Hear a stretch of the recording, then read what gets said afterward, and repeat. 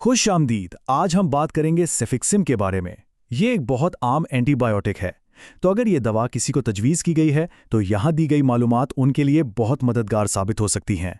इस गुफ्तगू का मकसद ये है कि सेफिक्सिम से मुतालिक तमाम ज़रूरी मालूमात को आसान अल्फाज में समझा जाए ताकि इस दवा को पूरे एतमाद और हिफाजत के साथ इस्तेमाल किया जा सके।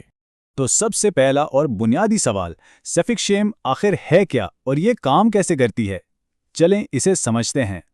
बहुत ही सादा लफ्ज़ों में, सेफिक्सिम एक एंटीबायोटिक है जो बैक्टीरिया को बढ़ने से रोकती है। देखिए, हर बैक्टीरिया के गिर्द एक हिफाजती दीवार होती है, बिल्कुल एक किले की तरह। ये दवा उसी दीवार को बनने नहीं देती, जिसकी वजह से बैक्टीरिया कमज़ोर होकर ख़त्म हो जाते हैं और इन्फेक्शन ठीक हो जाता है। तो सवाल ये है कि ये किन इन्फेक्शंस के लिए इस्तेमाल होती है? ये कई आम बीमारियों में काफ़ी मौसर है, जैसे कि ब्रोंकाइटिस, जिसे फेफड़ों की नालियों का इन्फेक्शन कहते हैं, पेशाब की नाली के इन्फेक्शन यानी यूटीआईज, कान, गले या टॉन्सिल्स के मसाइल, और यहाँ तक कि नमूनिया और टाइफाइड बुखार जैसी कुछ संगीन बीमारियों में भी डॉक्टर इसे तजवीज़ करते हैं। और ये बात समझना बहुत बहुत ज़रूरी है, एंटीबायोटिक्स सिर्फ बैक्टीरिया के खिलाफ लड़ती हैं, वायरस के खिलाफ नहीं। इसलिए आम नज़ला ज़ुकाम या फ्लू में सेफिक्सिम लेने का कोई फ़ायदा नहीं है। ऐसा करने से सिर्फ एंटीबायोटिक रेजिस्टेंस का खतरा बढ़ता है, यानी मुस्तकबिल में जब वाकई ज़रूरत पड़ेगी तो शायद ये दवा असर ना करे। अच्छा, ये तो हो गई थ्योरी। अब आते हैं सबसे अहम और अमली बात की तरफ। इस दवा को सही तरीके से इस्तेमाल कैसे करना है? इस दवा को लेने के लिए चंद आसान सी बातें हैं। सबसे पहले डॉक्टर की बताई हुई खुराक पर पूरी तरह अमल करें। अगर मैदे में कुछ गड़बड़ महसूस हो तो उसे खाने के साथ ले लें। और अगर बच्चों के लिए शरबत की शक्ल में है तो हर बार देने से पहले बोतल को अच्छी तरह हिलाना और नापने के लिए सही चम्मच या सिरिंज इस्तेमाल करना बहुत ज़रूरी है। घर का आम चम्मच बिल्कुल नहीं।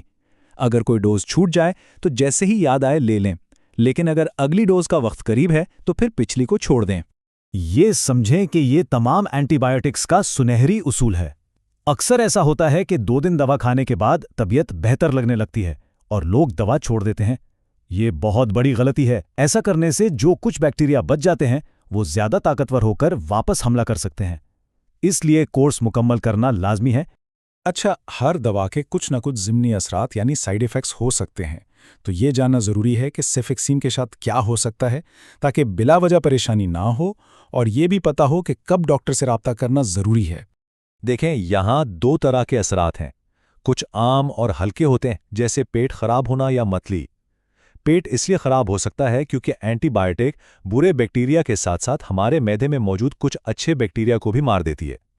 लेकिन दूसरी तरफ कुछ संगीन अलामात हैं जिन पर फौरन तवज्जो देनी चाहिए, जैसे कि शदीद किस्म का इसहाल, जिल्द पर दाने पड़ना या फिर सांस लेने में दुश्वारी होना। अगर ऐसी कोई भी अलामात ज़ाहिर हों तो फौरन अपने डॉक्टर से राब्ता करना चाहिए। चलें, अब कुछ और हिफाजती तदाबीर पर नज़र डालते हैं, जिनका ख्याल रखना दवा के महफूज इस्तेमाल के लिए बहुत ज़रूरी है। ये बहुत अहम है कि दवा शुरू करने से पहले अपने डॉक्टर को हर चीज़ साफ साफ बताई जाए। ख़ास तौर पर अगर किसी को पेनिसिलिन से एलर्जी है, गुर्दे या जिगर का कोई मसला है या कोई और दवाएं इस्तेमाल कर रहा है। ये सारी मालूमात डॉक्टर को सही फैसला करने में मदद देती हैं। अब बात करते हैं दवा को रखने और अगर बच जाए तो उसे ज़ाया करने के सही तरीके की। इसे हमेशा ठंडी और खुश्क जगह पर रखना चाहिए, और हाँ, बच्चों की पहुंच से तो बिल्कुल दूर। और अगर दवा बच जाए तो उसे कूड़ेदान में या फ्लश करने के बजाय अपने फार्मासिस्ट से पूछें कि इसे महफूज तरीके से कैसे ज़ाया किया जाए। चलें, अब कुछ ऐसे सवालात पर बात करते हैं जो सेफिक्सिम के बारे में अक्सर लोगों के जहन में आते हैं।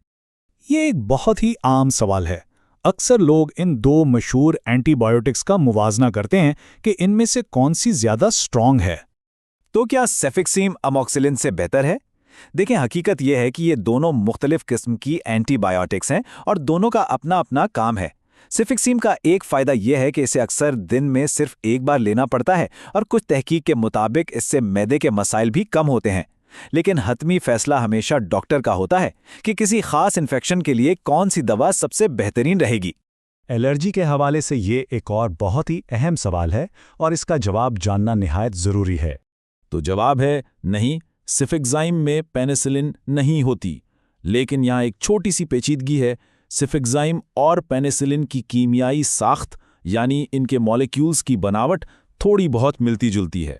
इस वजह से जिन लोगों को पेनिसिलिन से शदीद एलर्जी होती है ان میں ایک معمولی سا خطرہ ہوتا ہے کہ ان کا جسم سفکزائم پر بھی الرجی والا رد عمل دکھا سکتا ہے۔ بس اسی احتیاط کی وجہ سے ڈاکٹر شدید پینیسلن الرجی والے مریضوں کو یہ دوا نہیں دیتے۔ تو اس ساری گفتگو کا خلاصہ کیا ہے؟ 3 سب سے اہم باتیں یاد رکھنے کی ہیں۔ اول، دوا کو بالکل ڈاکٹر کی ہدایت کے مطابق لیں اور کورس ہر حال میں مکمل کریں۔ دوم، عام اور سنگین ضمنی اثرات کا فرق جانیں۔